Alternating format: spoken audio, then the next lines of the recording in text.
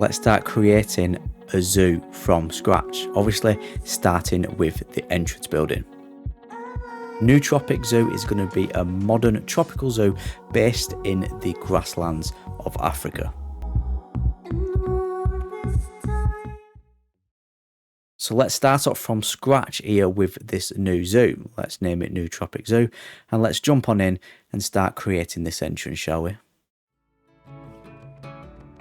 First thing we need to do is delete this disgusting entrance, what it gives you when you automatically open any new zoo. Get rid of it. We're going to be building our own from scratch. And we're going to start off with this panel. A lot of inspiration for this entrance is going to come from the Woodland Park Zoo in Seattle. So let's get up a reference image, and I'm going to quickly show you how to get any colour from any picture online into your zoo.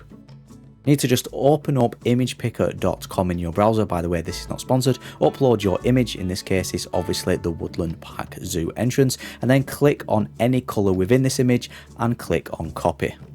And then jump back into Planet Zoo, click on the item you want to recolour to the certain colour what was in the image, click on the colour, and then in this little bar here where the numbers are, just Control and V to paste that number in, and you've got the exact same colour of what was in the picture. And once we've got the actual colours we want, we can start building this panel up. And yes, here we are. This is actually me building my first ever entrance of a sandbox zoo in Planet Zoo. I kid you not. I've never done a video on building an entrance either, and a lot of people have asked me, so here it is. This is me creating an entrance. Obviously, a lot of inspiration has come from Woodland Park Zoo in Seattle, and you know, I'm just going to add my own little bits and my own flavour to it, I suppose.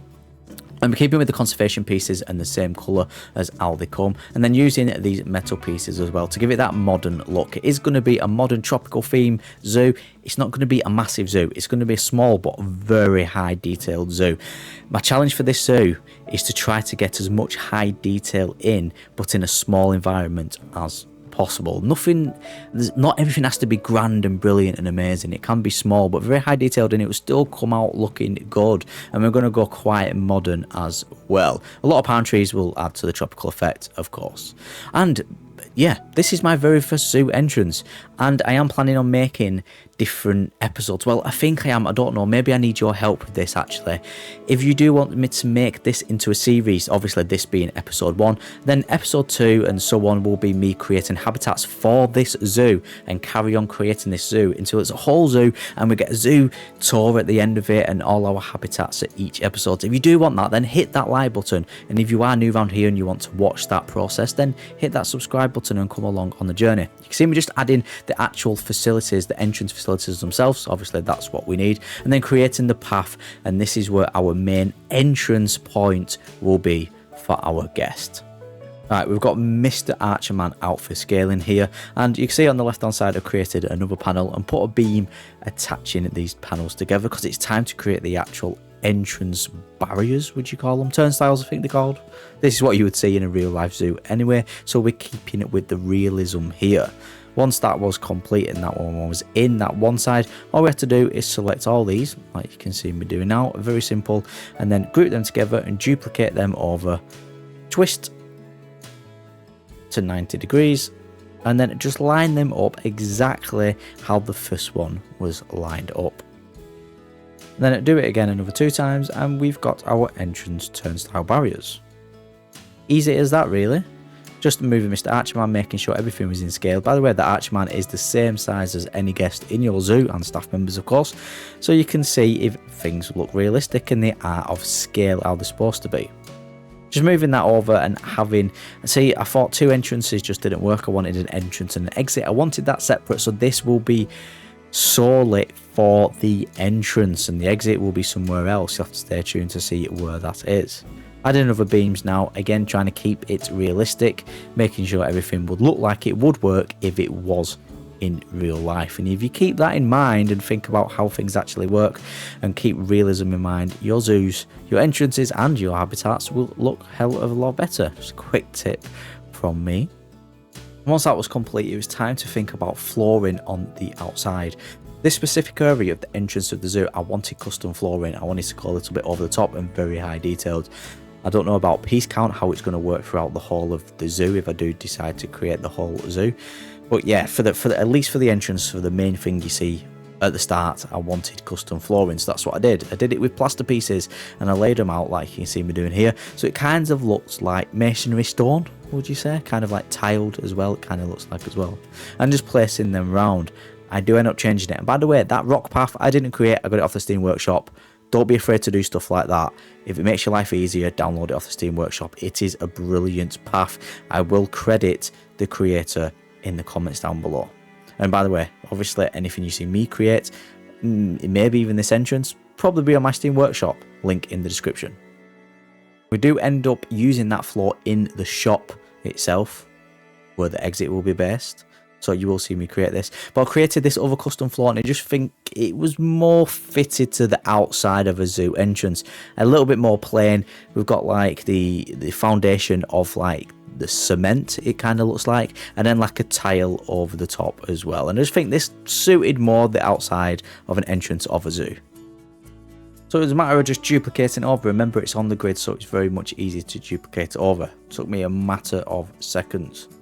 And then you can see the stone path has been deleted. I just wanted to make everything look like it fitted. You know, I change a lot of things. You can see me just changing the colour, reversing the colours of this as well. And this is what I would suggest you do as well. We're not all perfect. Go back and look at it. Does it not look right? Okay, well, change it. See what does look right. Makes recording videos, like you can see here, quite difficult for me because I do change a lot as I go along, so it's quite hard for an audience to keep up, but hopefully you are keeping up with me describing what I'm doing to you. And then we're adding back that path now. Like I said, it is on the Steam Workshop. It's brilliant because all those little stones all match up as well.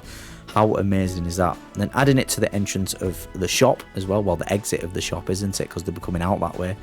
Adding it to the exit of the shop, making sure all the little bits are neatened up and tidied up and lining up, and then adding this little curb. We'll change it to black so it actually looks like a curb. Again, with the detail, you might think I'm going a bit over the top here, but obviously all these little details, when they all combine and all come together at the end, does make everything as a whole look better. And adding curbs like this is just another aspect of realism, I suppose, which does make your zoos look better. So you can see we've got our main pathway in, we've got our main pathway to the entrance, obviously, and then the slabs is obviously going to be a running and null path underneath these as well. By the way, your guest will walk on them, it doesn't really matter. As long as you put a null path under anything, your guest will walk on top of it. Right, adding a disabled entrance is something what I thought I needed to do. It's something what you will see in a lot of zoos, and it's something what I had to do it. I have got a couple of disabled members of my family, and I have a couple of disabled friends as well, and part of my real life job, by the way, I don't give much away about what I actually do in real life away from YouTube, but part of it is working with disabled children. I can't get my words out then. Disabled children or children with physical or mental disabilities. So I thought, right, I needed a disability access point, and this was it. This was just like a big kind of like electronic swinging gate. Oh, that's the impression I wanted to give. Obviously it's not functional. It won't work, unfortunately. We don't have them in Planet Zoo. It'd be good to get them. And then kind of like a side gate attached to it. It looks like it's like got the human element, like our members of staff can come out of there to press a button to open the big gate. I hope that makes sense. Again, with the realism, adding these kind of like bolted, what would you call them, bolted areas, so it looks like bolts and the metal pieces can actually go out, and then adding the switch, which will be the switch to actually open the door itself here. I told you I was going crazy with detail, didn't I? I wasn't lying. I would never lie to you. I did actually enjoy creating an entrance, and like I said, it's something what I've never done before, so it was interesting to get stuck in. I didn't realise how long it would actually take me. This probably took me about 3 times the amount of time it would take me for a normal habitat, and I do my habitat detailed as well, but for some reason, I think it's just because I kept going back to it and changing parts and adding parts is why it took me so long. I mean, for God's sake, we even add a bus stop towards the end. So you'll see me adding that towards the end. You would have seen it at the little cinematic trailer at the beginning as well. But yeah, the detailing was just insane. This probably the majority of the time was taken up with little details, like adding this door handle here on this gate. A bit extreme to you, but it needed to be done in my point of view. Maybe I have got a little bit of OCD. I am a bit of a perfectionist, I know that. Adding these signs, again, this was from the Steam Workshop page. Brilliant. Again, something what you would see in a zoo. And then disabled access sign, which was actually created by Paulsley. Do you remember Paulsley? He's a brilliant YouTuber and a brilliant Planet Zoo builder and player. But yeah, Steam Workshop is still alive, even though his YouTube was deleted. But his Steam Workshop page is still there, so you can access the stuff he's created. And this is one of the stuff he's created, disable sign. Just trying to figure out where to put it here now. I'm going to move on to two things. You could just see me putting the roof on the first part of our exit building. We're going to combine the exit building with the shop. A lot of theme parks and a lot of zoos and general hospitality venues often put a gift shop where the exit is, so you literally have to walk through a shop to get to the exit. It's just a selling technique in it from different establishments like zoos. But first we're going to add these lovely planters, again with the conservation piece on the top recolor to black, and then the plaster piece is the natural color, keeping with the same theme once again. I love creating custom stuff, especially custom planters. This just adds, well, foliage, and I always said that foliage is king. In fact, my last video was a tutorial on how well you can build foliage and rockwork, so if you're not seen that, go and have a look. It might help you if you do get stuck with placing foliage. But these planters are brilliant because it closes off an area and adds a bit of greenery to it. So add in the all important mulch. Now, before we add the foliage, very important as well, I love to add this mulch. I love mulch. Someone actually commented on one of my videos what I did. Apparently I made them laugh a lot by saying, oh, I love mulch. I think it's just my Oldham accent. Sometimes it comes across as a Yorkshire accent as well, some people have told me. Well, yeah, I hope you do like my accent, or you must do if you're watching the video. It must not annoy you too much. I actually don't pronounce my T's. I don't know if you've ever seen that in my video. Sometimes I'll say like court instead of court, or I'll say canteen instead of canteen. Yeah, I don't pronounce my T's. A lot of my friends actually take the piss out of me for that, but we won't go into that. We're just finishing off this upper part of this planter now, giving it a different level, different height variants. We're going to add mulch in there and add a different plant to what we've got down below. Again, we're going to go with tropical plants. We want palm trees and stuff like that to give it that tropical grasslands look. And at the end, it came out something looking like this. You can see I've just added fallen leaves as well to the bottom of these plants to give it a more realistic look, and something what I've never been before. And then I added this kind of like donation box and kind of like little screen, kind of looks like an information screen, doesn't it? And on the screen we just got the Planet Zoo trailer playing. Yeah, I just thought it was a good little addition to the front of this area.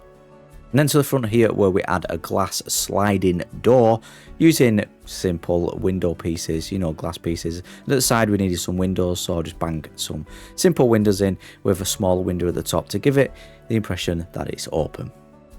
And I told you I was going to use this floor, didn't I? I saved it. I'm going to use this for the inside of the shop. Again, plaster pieces just laid out like that, so it kind of looks like a tiled floor, doesn't it? We're just going to lay that out in the bottom of the this is going to be the shop, obviously. This is going to be the exit and the shop, and then just lining up some staff facilities as well, because I wanted staff facilities at the back so our staff can have facilities. That was very self-explanatory, that sentence, wasn't it?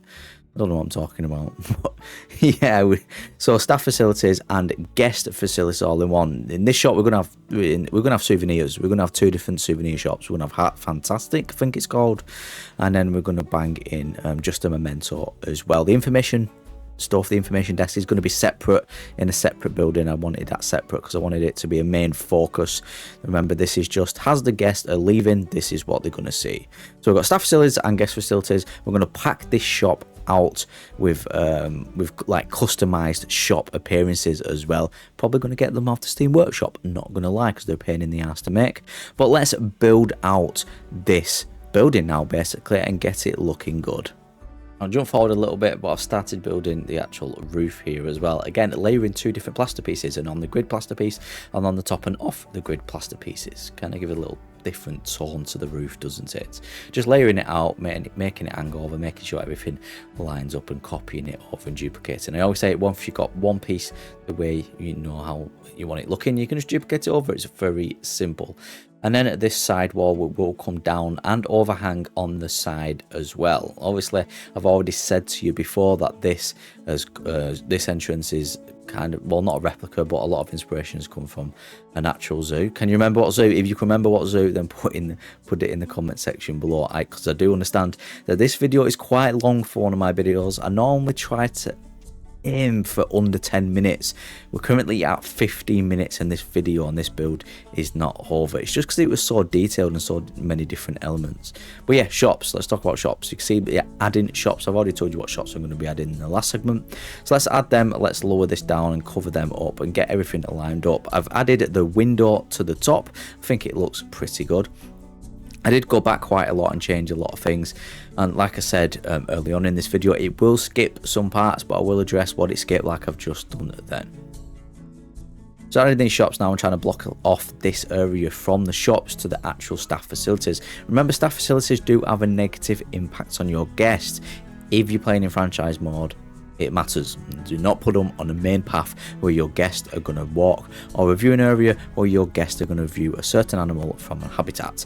But in sandbox, it doesn't really matter. That's the best thing about sandbox. Money doesn't matter, conservation points doesn't matter, nothing matters. We are going to keep on, if I do carry on this zoo and make it into a full series, we're going to keep some sandbox settings, but we are going to keep on some other settings like animal welfare. I want that on, so I want to make sure I'm creating the perfect welfared habitat enclosure for the animals, because when I do put on Steam Workshop page and you download them and you want to use them in franchise mode, you'll have no problems. So that's what I'm going to aim for. So hopefully, fingers crossed here, that everything will work out okay. I've added that fence as well to the left, just to block off this staff area. We're going to add car park.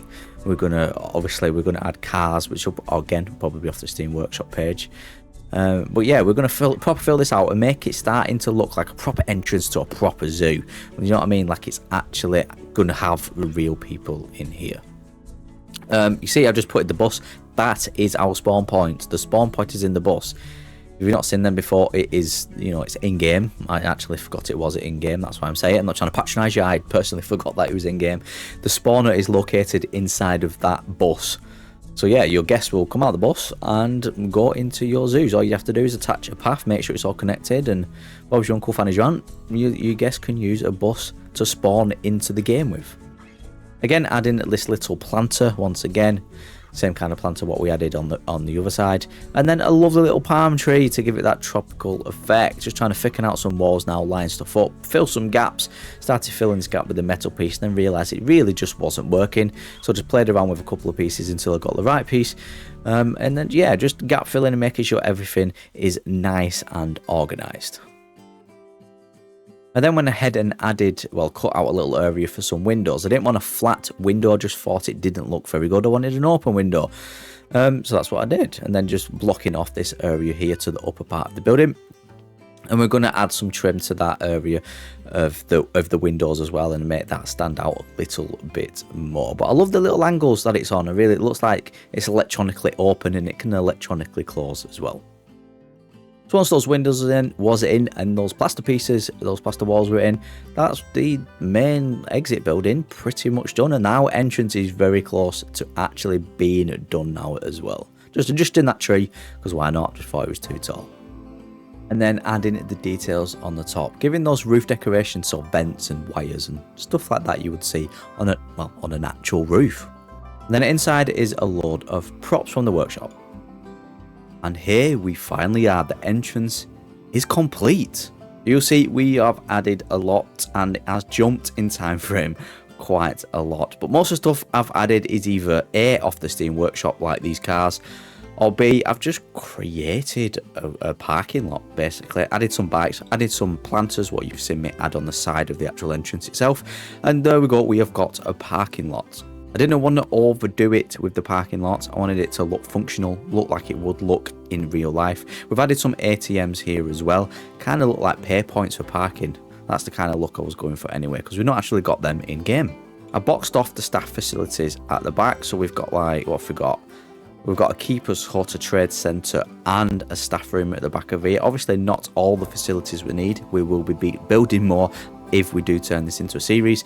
We've got this guest spawn points here. I just need to run a path all the way along and into the entrance, and our guests can start coming in. Don't want to do that yet though, because we've not got any habitats, have we? Obviously the entrance to the zoo is totally complete. I've added this nice little rope as well, so it looks like some kind of organised queuing system or organised chaos, knowing anything I create. And then inside here we've got all the props what I've just briefly showed you then, but I don't want to go into it because all these again are off the Steam Workshop page. The link for everything I use off the Steam Workshop page, all the blueprints will be in the description down below if you do want to use them. Credit to the creators. And then the shops, I just spruced these up a little bit here, added some little signs and little bits of foliage planters again. I went planter mad in this entrance build really, didn't I? And then obviously a little toilet here just to the right hand side for our guest. This is actually separated. I just need to, let's go in here and just fill that gap in while I'm actually talking to you here. There you go. Some real-time building for you. Notifications, we can forget about these notifications for now. It's like path not connected, facilities not connected and stuff like that. We've not actually run a path around the outside yet, so you can expect that. So we'll just ignore those notifications. It's sandbox at the end of the day.